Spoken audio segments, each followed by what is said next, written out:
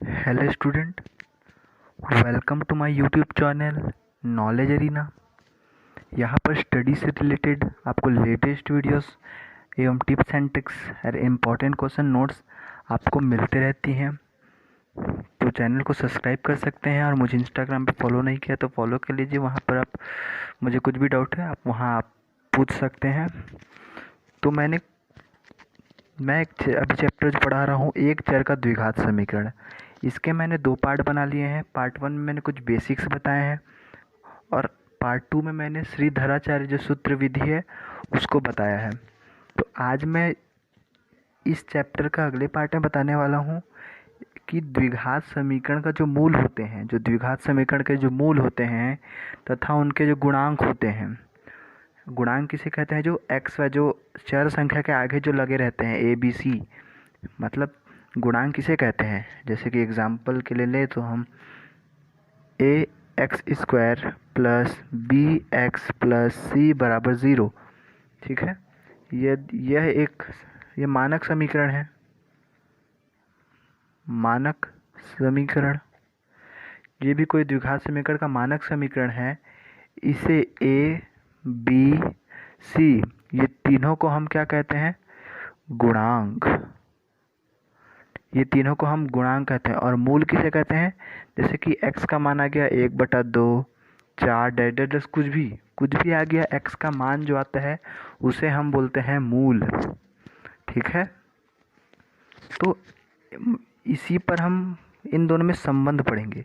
द्विघात समीकरण के जो मूल है तथा गुणांक, उन दोनों के बीच क्या संबंध है उन्हीं के बारे में चर्चा करेंगे, ठीक है। तो चलिए शुरू करते हैं। तो आपने बहुपद का लेक्चर में देखा होगा, मैंने आपको बताया था बहुपद का योगफल, बहुपदों का गुणनफल वाले टॉपिक पढ़ाया था ना।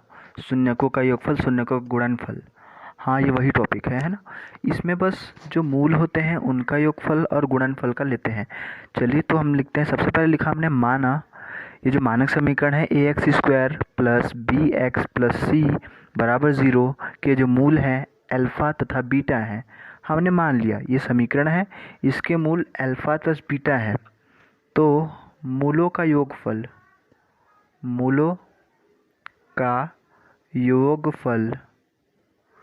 बराबर होता है माइनस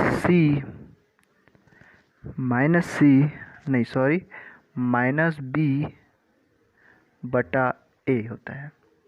और मूलों का योगफल मतलब मूल को क्या, मूल कौन कौन से हैं? अल्फ़ा तथा बीटा। तो योगफल हो जाएगा अल्फ़ा प्लस बीटा बराबर -b बटे ए। क्लियर? तो ये हो गया मूलों का योगफल का सूत्र। सेम टू सेम आपने बहुपद में भी देखा होगा, शून्यकों का योगफल में क्या आता था? -b अपन ए। अब हम याद करेंगे मूलों का गुणनफल। अब हम मूलों का गुणनफल लिखेंगे तो क्या होता था पिछले बार? c बटा a होता था, ठीक है। मूलों का गुणनफल मतलब जो मूल है अल्फ़ा गुणित बीटा बराबर c बटा a। तो ये है मूलों का गुणनफल। बस ये दो फॉर्मूलेज आपको याद रखने हैं, इसी फॉर्मूले से आपके क्वेश्चंस बनेंगे, ठीक है। तो चलिए हम पहला क्वेश्चन इसी से रिलेटेड लेते हैं। 2-3 क्वेश्चन बताऊंगा, ज़्यादा नहीं। चलिए यहाँ मैंने क्वेश्चन ले लिया है। 3x square plus 2x plus 7 के मूलों का मूलों का योगफल तथा गुणनफल ज्ञात कीजिए, ठीक है। तो पहले लिख लेते हैं हल। सबसे पहले क्या करेंगे? हल में क्या लिखते हैं? दिया गया समीकरण की तुलना मानक समीकरण, सॉरी राइटिंग थोड़ी अच्छी नहीं है, कोई दिक्कत नहीं। दिया गया समीकरण है इसकी तुलना मानक समीकरण A X square plus B X plus C बराबर ज़ीरो से करने पर, इससे करेंगे तो क्या मिलेगा? a बराबर हमें मिलेगा, देखिए 3 मिलेगा, b बराबर मिलेगा हमें 2 और c बराबर मिलेगा 7। ठीक है, हमें क्या निकालना है? मूलों का योगफल एवं मूलों का गुणनफल। तो मूलों का योगफल, मूलों का योगफल, मूलों का योगफल का फॉर्मूला क्या होता है? ऋण b बटे a होता है। तो मूलों का योगफल बोला है, तो देखते हैं -b, ये 2 है, ऋण 2 बटे 3, मूलों का योग, तो मूलों का योगफल, जो मूलों का योगफल आया वो आया ऋण 2/3। अब हम ज्ञात करेंगे मूलों का गुणनफल। मूलों का गुणनफल, मूलों का गुणनफल का सूत्र जो होता है c/a होता है। और c क्या है हमारे पास? देखो c देखेंगे तो 7 है और a बोलने से 3 है, तो 7/3 ये क्या आ जाएगा? मूलों का गुणनफल। तो इस प्रकार से आप मूलों का योगफल एवं मूलों का गुणनफल के क्वेश्चंस बनाया जा सकता है। ठीक है,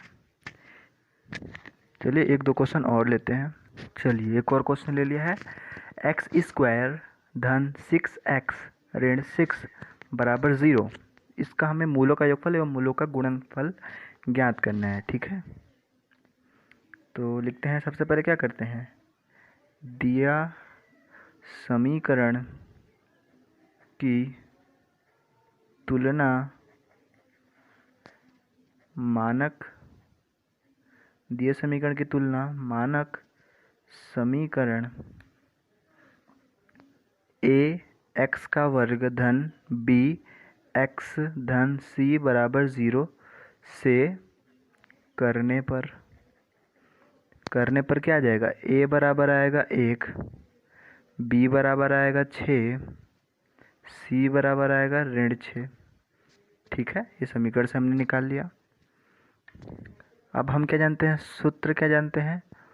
मूलों का योगफल का क्या सूत्र जानते हैं आप? मूलों का योगफल, मूलों का योगफल बराबर होता है ऋण b बटा a। तो ऋण b 6, ऋण 6/1। ठीक है, ये इसका आंसर हो गया। मूलों का योगफल, तो मूलों का योगफल कितना है? ऋण 6/1। अब मूलों का गुणनफल निकाल लेते हैं। मूलों का गुणनफल का क्या सूत्र होता है? c/a होता है। तो c/a, c क्या था हमारे पास? ऋण 6 था, तो हमें क्या लिख दिया? ऋण 6/1। तो हमारे पास मूलों का गुणनफल कितना आ गया? ऋण 6/1, और मूलों का योगफल भी ऋण 6/1 ही आया। तो दोनों का आंसर सेम भी आ सकता है और अलग अलग भी आ सकते हैं। देखिए, तो इसी टाइप से हम क्वेश्चंस हैं जिसके मूलों का योगफल एवं गुणनफल ज्ञात करके हम आराम से द्विघात समीकरणों का मूलों का योगफल और मूलों का गुणनफल ज्ञात कर सकते हैं। ठीक है, और कुछ क्वेश्चंस है, आप बना सकते हैं उन्हें। ये तो एक हो गया एक तरीका। क्या हम इन्हीं मूलों का योगफल एवं गुणनफल अगर हमें दिया हो, है ना, जैसे ये हमें दिया है और योगफल भी दिया गया हो, यदि यही दोनों दिया गया हो तो क्या हम इनका वर्ग समीकरण बना सकते हैं? बना सकते हैं या नहीं? ये थोड़ा ज़्यादा सोचिए। बिल्कुल बना सकते हैं, है ना। तो चलिए उन्हें बनाना सीखते हैं। कैसे बना सकते हैं इनका यूज़ करके, कैसे उपयोग करके हम मूलों का योगफल एवं मूलों का गुणनफल का कैसा उपयोग करके हम किस प्रकार से एक द्विघात समीकरण बना सकते हैं। ठीक है, चलिए उसको देखते हैं। तो हमें मूल ज्ञात होने पर द्विघात समीकरण कैसे बनाते हैं उसके बारे में सीखना है। तो अभी तक हमने इस अध्याय में क्या क्या सीखा कि हमें द्विघात समीकरण ज्ञात है जब द्विघात समीकरण दिया गया है तो हम उसका मूल निकाल सकते हैं। लेकिन यदि किसी द्विघात समीकरण के हमें मूल पता हो तो क्या हम द्विघात समीकरण ज्ञात कर सकते हैं? हाँ, हम द्विघात समीकरण के मूल के योगफल, हम द्विघात समीकरण के मूलों का योगफल एवं मूलों का गुणनफल दिए होने पर हम द्विघात समीकरण भी बना सकते हैं। कैसे, आइए देखते हैं। यदि किसी द्विघात समीकरण के मूल, माना किसी द्विघात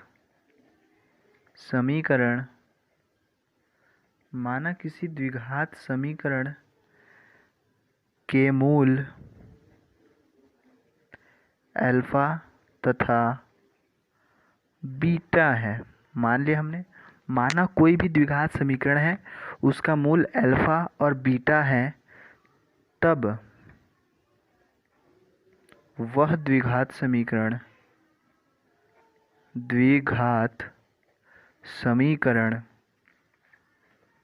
निम्नलिखित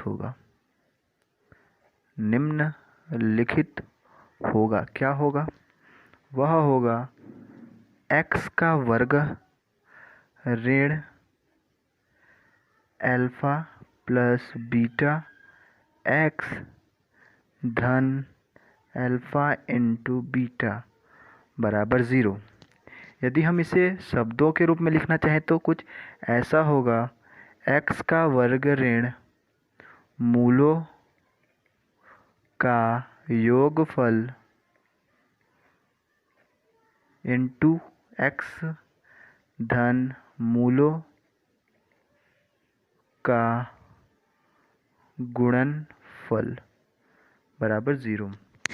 ठीक है, मतलब एक समीकरण होगा, x का वर्ग ऋण जो मूलों का योगफल हम जो दिया रहेगा वो यहाँ पर रखेंगे और मूलों का गुणनफल जो रहेगा यहाँ रखेंगे, तो हमारे पास एक समीकरण बन जाएगा।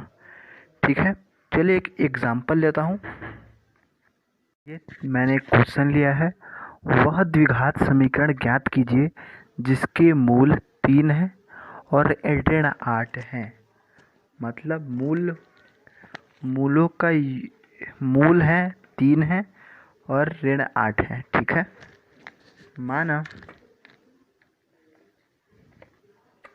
माना द्विघात समीकरण के मूल अल्फा तथा बीटा है। मान लिया हमने कि द्विघात समीकरण के जो मूल है अल्फा बीटा है और अल्फा का मान 3 है, बीटा का मान ऋण है। अल्फा बराबर 3 और बीटा बराबर कितना हो गया? ऋण 8 हो गया। ठीक है, अब हम मूलों का योगफल ज्ञात कर लेते हैं। मूल ये दोनों हैं, मूलों का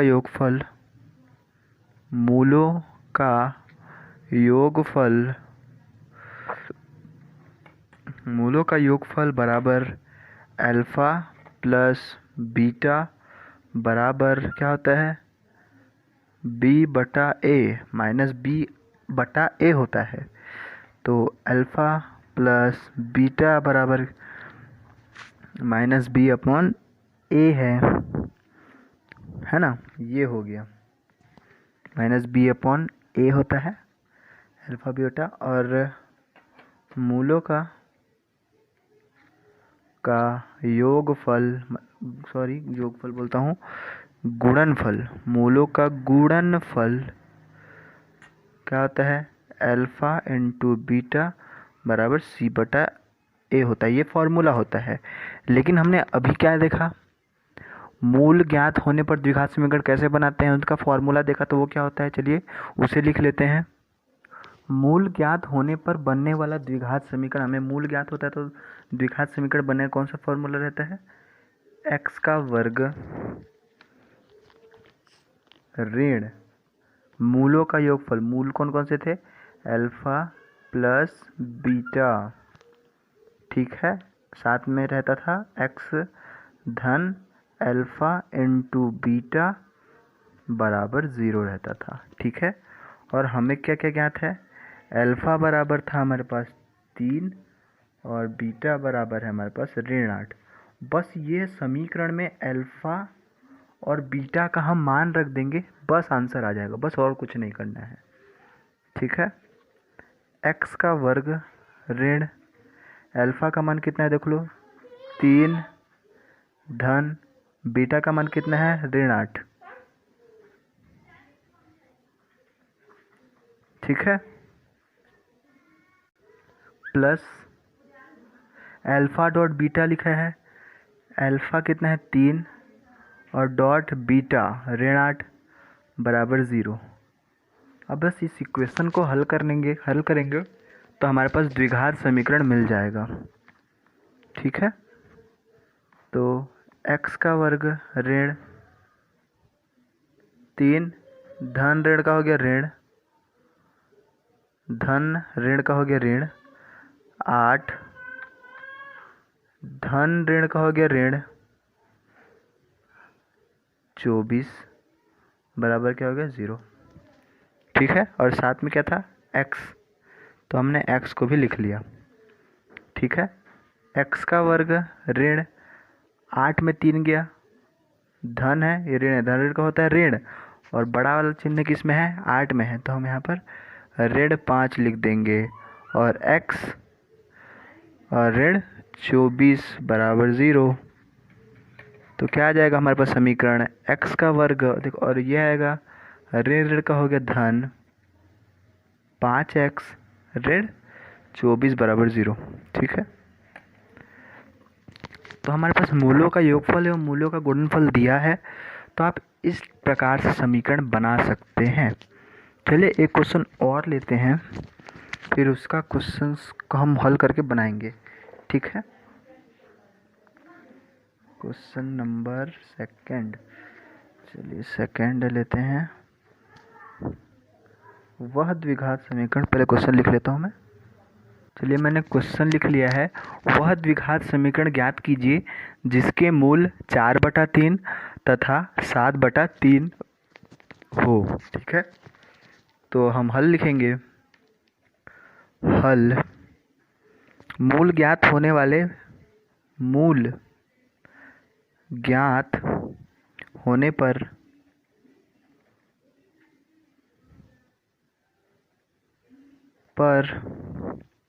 बनने वाला द्विघात समीकरण।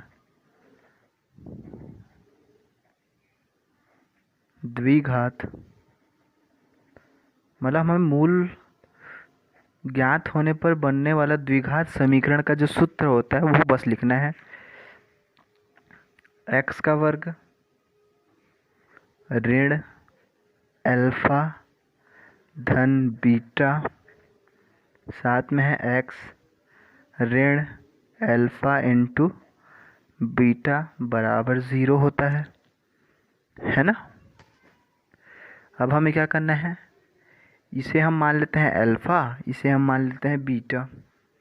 ठीक है, बस इस मान को पुट कर देंगे, रख देंगे यहाँ।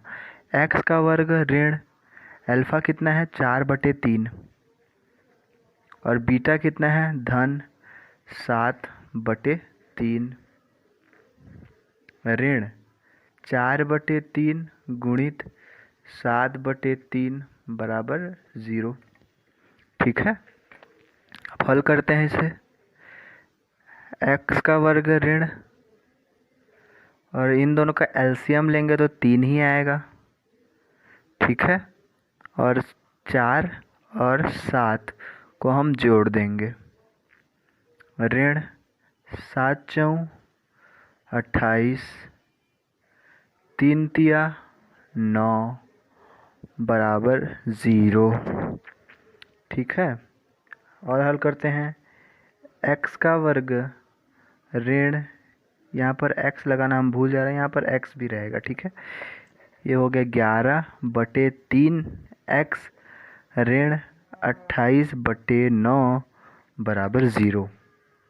ठीक है, अब इसे हल करेंगे, इसे हम हल करेंगे तो क्या आ जाएगा, हल करेंगे तो हमारे पास आएगा, ये दोनों कैल्शियम लेंगे तो 9 आ जाएगा। ठीक है, दोनों कैल्शियम लेंगे तो 9x² -33x + 28 = 0।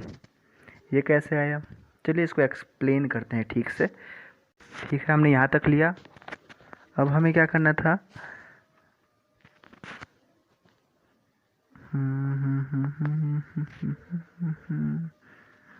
एक मिनट। तो मैंने फॉर्मूला में आपको एक मिस्टेक कराया था, ये माइनस नहीं होगा, ये प्लस होगा। इसे आप प्लस कर लीजिएगा, ठीक है? वो मिस्टेक हो गया था। तो ठीक है, इसे हम हल करेंगे। पहले ये दोनों को लॉस निकाल लेते हैं। लॉस कैसे निकालते हैं आपको पता होना चाहिए। 3 और 9, इसको हम 3 से भाग देंगे, 3 एक कम, 3 तिया, फिर 3 से भाग देंगे तो 1 और 1 आ गया हमारा। 3 का गुणा 3 से करेंगे तो 9। इन दोनों का जो लघुत्तम समापूर्णता है, लॉसा है, एलसीएम है, वह होगा 9।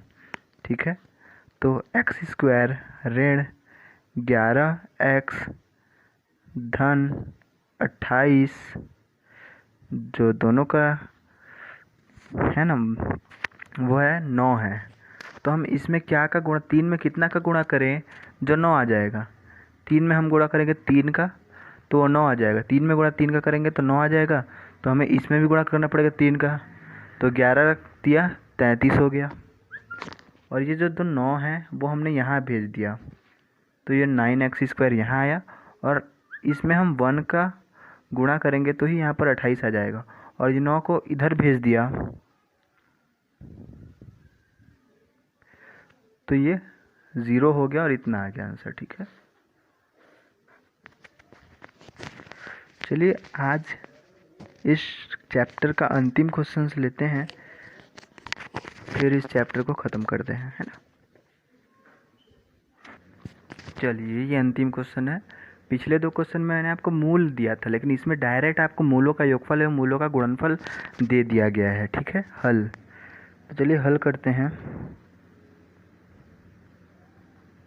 मूल ज्ञात होने पर बनने वाला समीकरण, हमें मूल ज्ञात होने पर बनने वाला समीकरण क्या होता है? x का वर्ग ऋण होता है मूलों का योगफल धन मूलों का गुणनफल, ठीक है, बराबर 0। अब x² है और मूलों का योगफल देखिए 6 दिया गया है, ऋण 6x हो गया। और मूलों का गुणनफल कितना दिया गया है? ऋण 9। तो ये ऋण 9 बराबर 0। तो आपको मूलों का मूल दिए रहेंगे तो आपको द्विघात समीकरण बनाना आना चाहिए, और समीकरण दिया होगा तो उससे आपका मूल निकालना आना चाहिए। ये इस चैप्टर का पूरा सार है कहा जाए तो हमने इस चैप्टर से